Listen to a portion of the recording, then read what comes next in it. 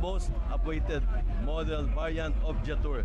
So we are so happy that they are all here witnessing our launch, the grand launch, the public launch of the Jetour T2 and our dashing PHEV. So now they can go to our showroom in about 23 showrooms nationwide, and they can inquire with our sales executive, Jetour sales ambassador, all about T2 and dashing PHEV. Well, Sir Miguelito, we saw two brand new cars for you, which also adds up to the selection, the X70, the X70 Plus, the dashing, and also the cute and comfortable ice cream, diba? In a competitive segment that Jetour has entered, what is the advantage of these two brand new cars and your other cars over the competition? Okay, this T2 is the most advanced when it comes to technology. It features the intelligent four-wheel drive. It has an advanced driver assist system that it has about 17 to 18 functions. It has airbags, about 8 airbags. It has 12 speakers with high-end system, sound system of by Sony. And it has a lot of features that is really worth value of the money of consumers. At each category, I think this is number one now in the market.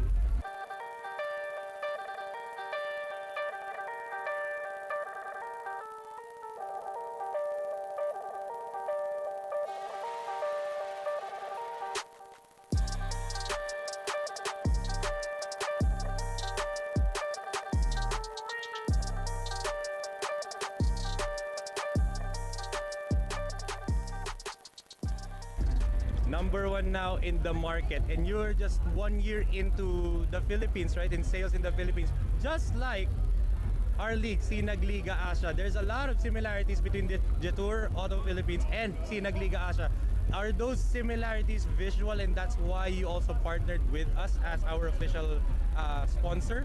Yes, sa mga kasinag natin, I am so happy because the Kasinag board of directors, the one who is running Kasinag are my former colleagues, friends, and I'm so happy that the Kasinag is giving opportunity to our youth, to our athlete, and that is what also Jetour is offering. We are offering the latest of its technology when it comes to automotive industry. You will see all our models from dashing, from X70 up to this latest T2, all the features. Rarely or seldom you can find this feature present in other, I won't say anything. Well, as you said nga, Jetour is drive your future, and SINAG Liga Asya is the league of the future. Now, Sir Miguelito, you can invite the mga kasinag to go to the showrooms of Jetour and check out their whatever car they want, the X70, the new T2, or the dashing. You can go ahead and invite them. Okay. First, I would like to invite you. This is a 4-day exhibit at the Manila International Auto Show here at World Trade Center. So you can come here until Sunday. We are featuring the latest model of Jetour T2, and the dashing PHEV. So sa ating mga kasinag, sa ating mga viewers, sa ating followers, we can also invite you to visit our showroom nationwide. We have about 23 dealers nationwide to serve and to get these products closer to you. Once again, that is the Managing Director of Jetour Auto Philippines, Sir Miguelito Jose. Thank you so much, sir, and congratulations on the success. Thank you for coming. Yes, sir. Thank you so much. It is our pleasure. Once again, mga kasinag, go to the nearest Jetour store near you, and also tutok lang po sa SINAG Liga Asya for more updates with the league. Ako po si Enzo Galarosa from SINAG Liga Asya. We are one.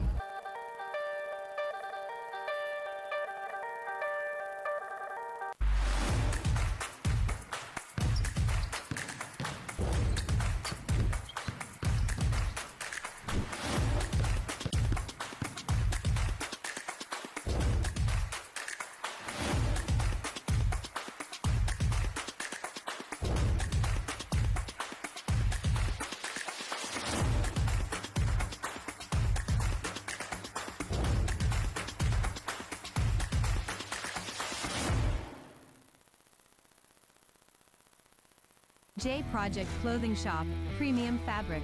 We customized, quality printing. Makers of quality uniform. J Project Clothing Shop, Premium Fabric. We customized, quality printing. Makers of quality uniform.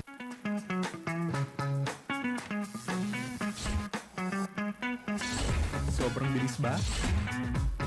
Yan ang bilis ng FiberX. Yan ang internet.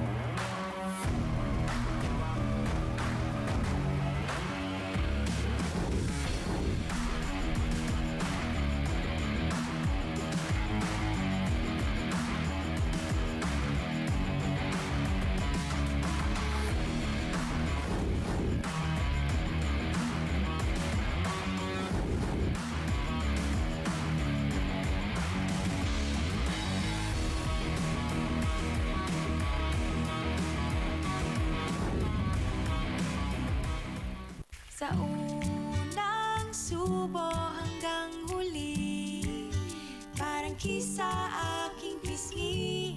Kain love, love talaga, kahit di sabihin. Feel na love kami. Kain love, love talaga.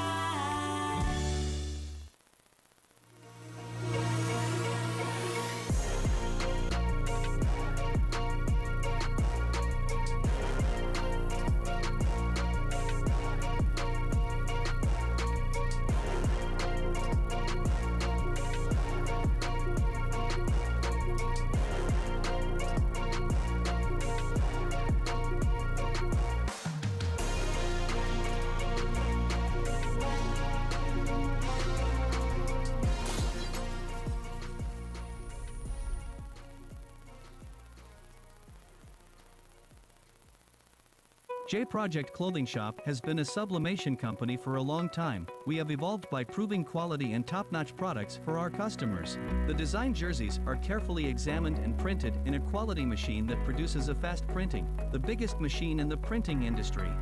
In the sewing section, all the sewing experts use quality thread, needles and machine to make the product good-looking and durable.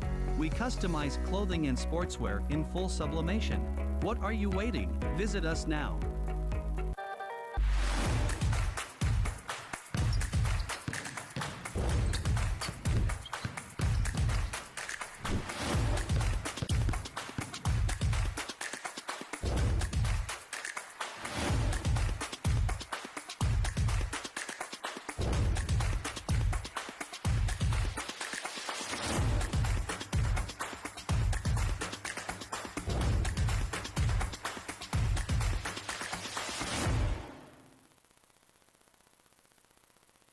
J Project Clothing Shop, Premium Fabric.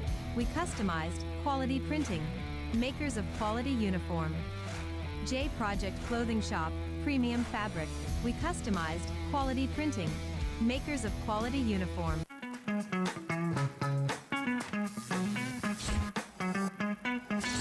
Sobrang bilis ba? Yan ang bilis ng FiberX. Yan ang internet.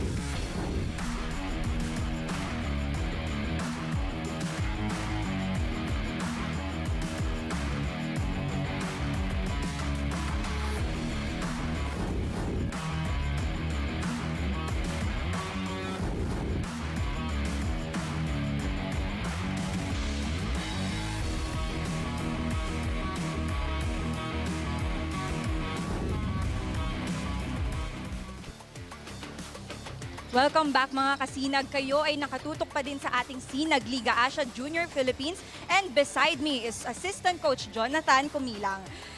Coach, I would just like to ask, how does our SINAG Liga Asya Junior League helps in preparing your boys, your players, for entering college and of course, in continuing pursuing their passion, which is basketball?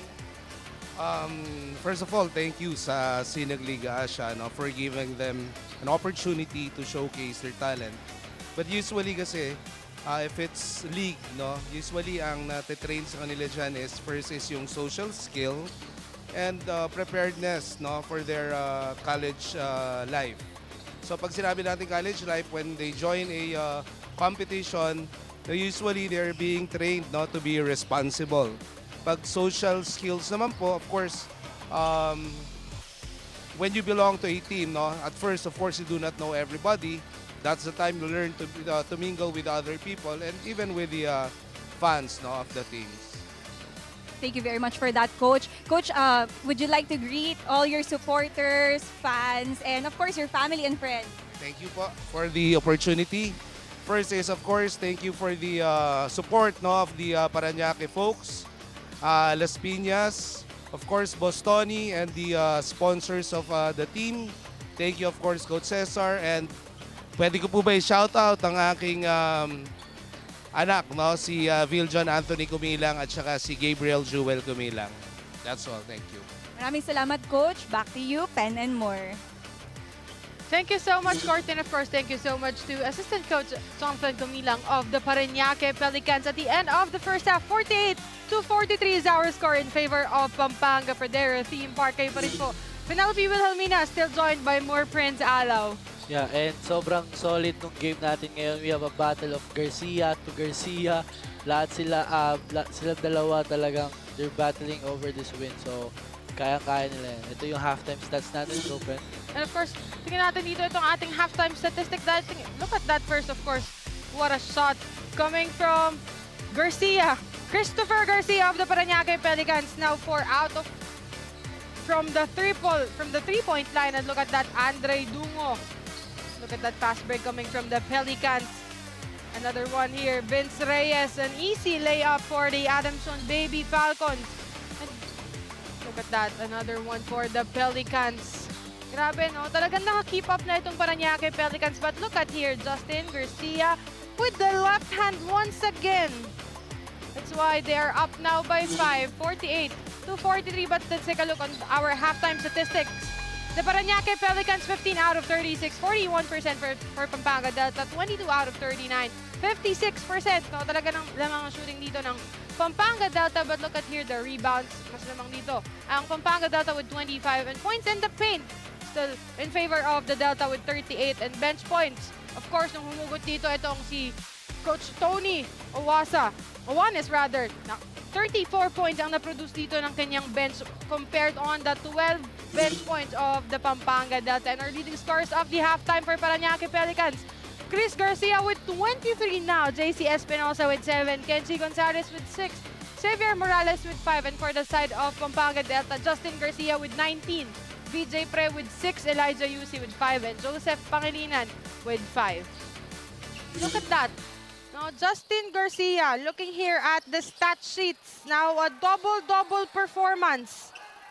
And he stands as the the starters, no? And I believe here. Grabe. Going back here at the second half of the ballgame. A sideline inbound now for the Pelicans. Ano kaya ang nagawa ng 10-minute break from the halftime for both teams? Still familiar faces for Pampanga Delta. Yan na, Garcia again, making his move against Dungo. That was tough. That was a tough shot. And great defense by Andre Dungo. VG Pre moves like a guard, no? Dural, Garcia. Yes. It's Yusi rather. From the center. Yusi made one earlier in the first quarter. After that, he became quiet. But knowing Elijah Yusi, he's very known from the shot from beyond the arc talaga. But let's take a look at that pass from Dural back to Yusi. No hesitation on that shot coming from Elijah Yusi. As Chris Garcia is now again on the free throw line. Look at this guy. He can knock every shot he makes, no? Talagang from the three-point line, Kahit pa i-drive niya yan, he's very all-around guy for Parañaque Pelicans. 51-43. 8-point lead for Pampanga Delta.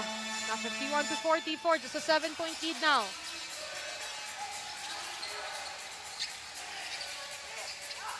Doral back to Pre. Good defense. It's a good defense by Pelicans. Bantay na bantay dun si VJ Pre.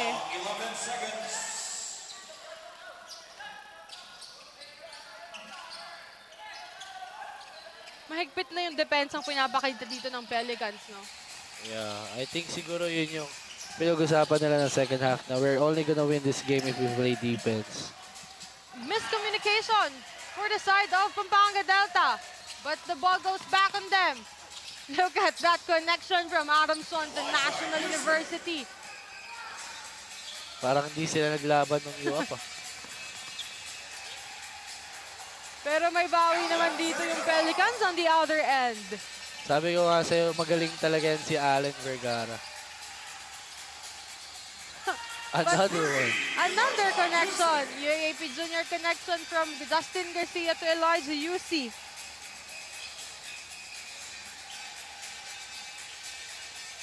Yan na. Espinosa. Good shot. Talagang binasa niya yung defense ni Doral eh. Hindi ka lalapit, titira ako sa harap mo. Nagpapalitan lang ng puntos itong dalawang team na to as we enter the third quarter of this ball game. 53-48.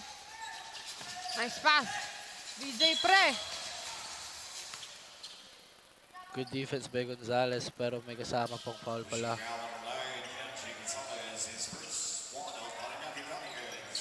Doy is now back for Pampanga.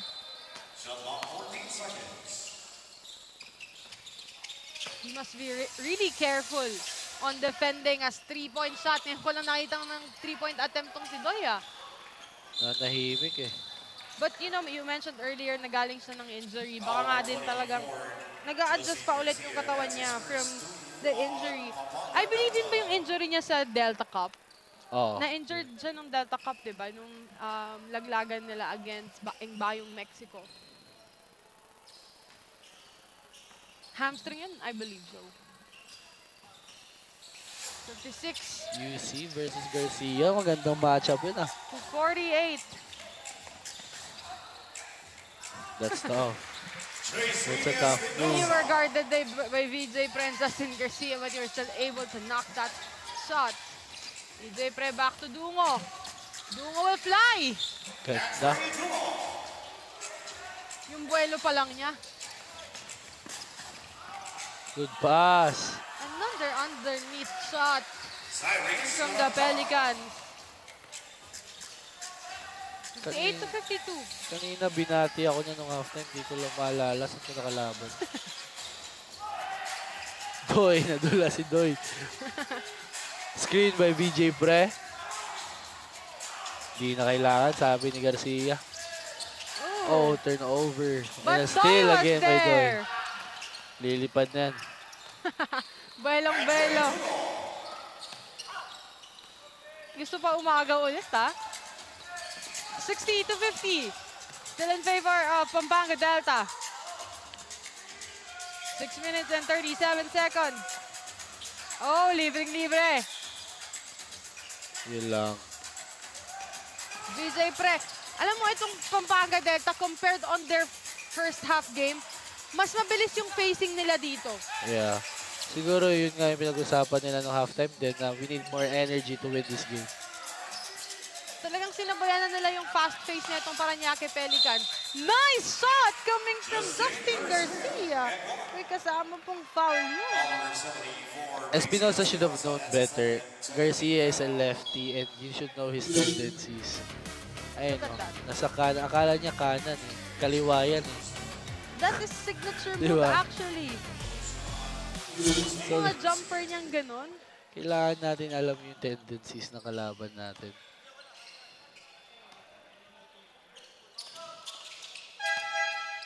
And one play is complete for Justin Garcia. Next to class for Gantry Gonzalez. 63-52. James Malonzo for Dustin Garcia. 6 minutes and 11 seconds. Inbound for the Pelicans. Elijah Yusi against Vergara. Oh. Nice. Nice intimidation coming from Elijah Yusi. Almost a Yeah, missed Garcia. possession. Medyo nanggigigil si Garcia ngayon second half eh. SOUTHMALL. Kailangan di manggigil si Garcia. Huwag niya hanapin yung score. Let the score come to him. Kasi pag hinahanap mo, mas lalo ka mahirapan mag-score. Coach Jay Shera on your screens. 11-point lead for Pampanga Delta. DJ Pre. Back to UC. Good move. May ganun palang move tong si Elijah. Look at that, Vergara. Back to Chris Garcia. Wala. Nanggigigil talaga. Nakikita mo na yung bigla siyang parang nag-hesitate pa dun sa tira niya. Yeah. Halata mong a poor shot for him. No, a good point naman talaga dun sa sinabi mo earlier na let the point come through. No, simulan ulit nila sa maayos na depensa kasi yun yung dahilan kung ba't sila nakahabol sa Delta earlier. Andre Dungo. Back to Vince Reyes. DJ Pre. Good shot pa din yun ha. Ganda yung ano nila yung possession nila. Good pass. Oh. Great find. Ang laki ni VJ pre. Holding foul number 12, Chris Garcia, his third. But there was a foul on Chris. 13 foul, PARAÑAQUE PELICANS. 65-52. 13-point lead. The biggest lead of the ball game is 15 for Pampanga Delta. On first quarter, yung 19-4 run nila. Yan na. Sabi nito ako naman. Ayun, sinort lang. Kinapos lang dun si Doy, but it was still a good shot for Andre Dungo. 65-52 with 4 minutes and 34 seconds remaining as Andre Dungo is on the free throw line. 2 free throws for Andre Dungo.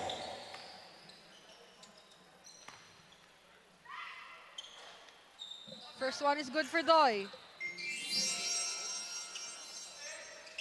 Si Dungo talagang ano eh, no? Talented din yung ano niya eh. Yung galaw niya eh. He's very athletic. Kaya nga... Pogi pa. Great eye for Coach Topex Robinson recruiting Andre Dungo. Alam ko magiging roommate ko to si Doy. Hindi pa ba siya naka-stay sa Lasal? Naka-stay na. Going back to the ball game, 67-52, a 15-point lead now for Pampanga Delta. Still their biggest lead of the ball game. Asan si Gonzalez? Gonzalez, like, he's the one who brought the energy no first half eh. Kenzie now sitting at the bench of the Pelicans. Vince Reyes was well guarded by the two Pelicans. Look at that, being a veteran player. Elijah Yusi with the drive. Nice one, bro. Look at that. Kahit sino, kaya umiscore ng Pampanga. One of the first runner-up for Elijah Yusi. He takes the three at that lakas drive of the quarter. Brought to you by Converge Fiber X. Doble na. Dinoble pa by that shot of Elijah Yusi. And one play is complete. 70-52. 18-point lead now. The biggest lead of the ball game for Pampanga Delta. UC only had 5 points during the first half. Ewan ko na lang ngayon. But naka 2-3 points, I believe. Look at that drive coming from James Malonzo. Kung lumipad itong mga batang to, kala mo hindi mga 19 years old talaga eh. As time out on the floor, 72-52. 20-point lead, the biggest lead of the ball game. It alarms Coach Tony Iwanes 20-point lead for for Pampanga Delta.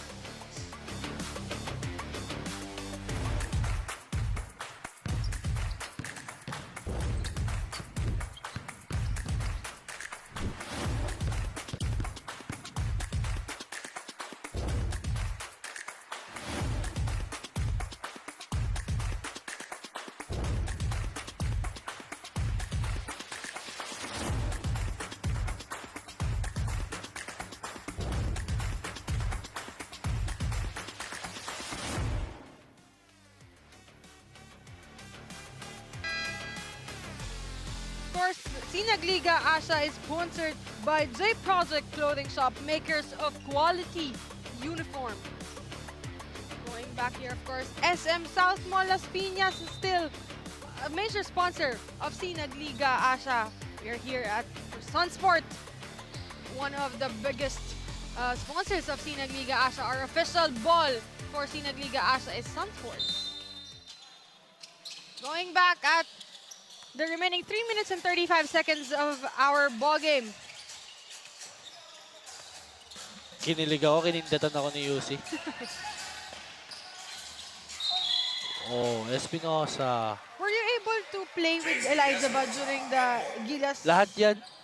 Lahat yan nakalabang ko na, nakakampim ko na. Sa Gilas, sa... Yung iba naman sa NC, sa Pasarel. Take a look at back. That shot coming from the Parañaque Pelicans. Tinalo ko lang yan si Yusi sa... Grabe. Grabe yung tinalo. And then that time kasi NU was the... Panahon pa nila Tamayo Kiambao nun eh. So like NU was the scariest high school team. Tapos kami beda lang, so... And we still beat them though. Actually, no, that lineup for nationals, for the Nazareth was very star-studded. And nung nag-college sila, nag-iwahiwalay sila eh. Yeah. Actually, si Kevin lang yung Buti na lang- nahiwalay, no? Oh, buti na lang sa amin si Kev. And hopefully, he stays at LaSalle. But there was ano na, di ba? There was an article na, ay official naglabas na si Kevin. Oh. At he will still play for DLSU. Pero matic naman yun. He's loyal naman. Going back to the ball game. 72-54. Good move. Medyo naging quiet tong si VJ pre nung third quarter eh. Itong pagpasok natin ng second half. Still a 20-point lead for Pampanga Delta. Ayun na yung hinahanap mo. I think Kenzie Gonzalez checks in. Kamukha lang pala ni Kenzie itong si magkabuhok sila. Ganda ng screen ni Yusi doon para malibre yung teammate niya. 4-0 run for Pampanga Delta after the timeout. Espinosa versus Reyes is a good matchup. That lefty hook got him a foul. Nice move by Espinosa. That's his fourth personal. 76-54. 22-point lead for Pampanga Delta. Their biggest lead of the ball game.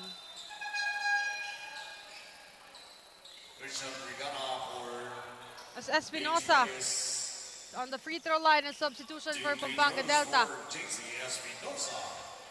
Christian Vergara now checks in for Delta.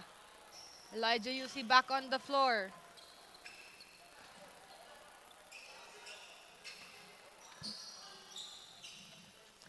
Pahinga dito si Doy and Justin Garcia. James Malonzo checks in for Pampanga Delta as well.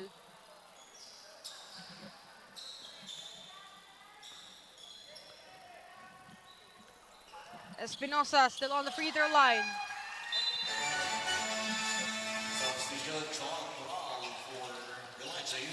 Another player for Delta Cup.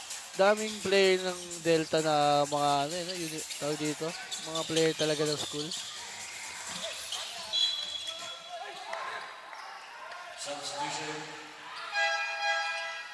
They're asking for a challenge call.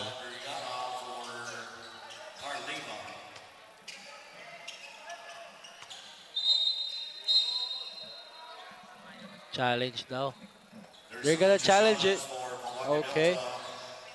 Good thing. We trust our referees and their judgment. Let's see what's the real judgment. VJ Pre is very confident on that call.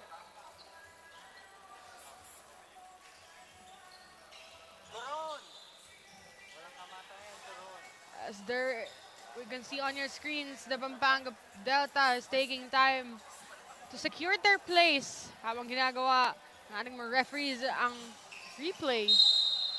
It looks like it's Pampanga's ball. Tama nga yung pakiramdam ni VJ Pre. As we can see, ayan o, last touch dyan.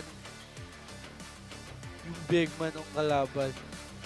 Kaya very confident si VJ Pre to call a replay. Si Morales. Kamukha ni VJ Pre si Rael Melencio, no? Ay, actually, I'm pretty sure na naging ka-teammate din nila yan. Naglaro naman din si Ryle for Pampanga Pradera Team Park.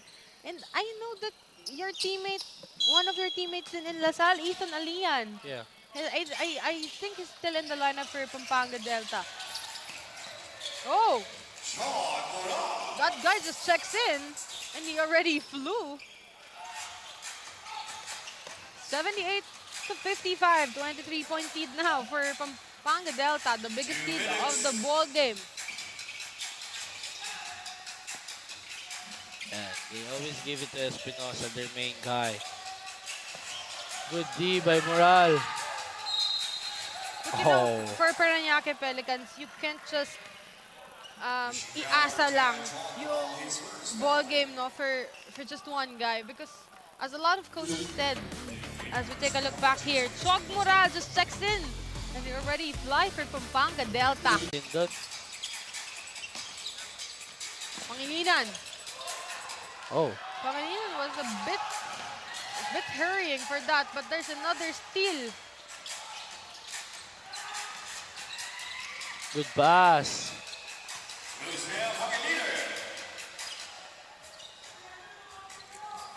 Possession back to Parañaque.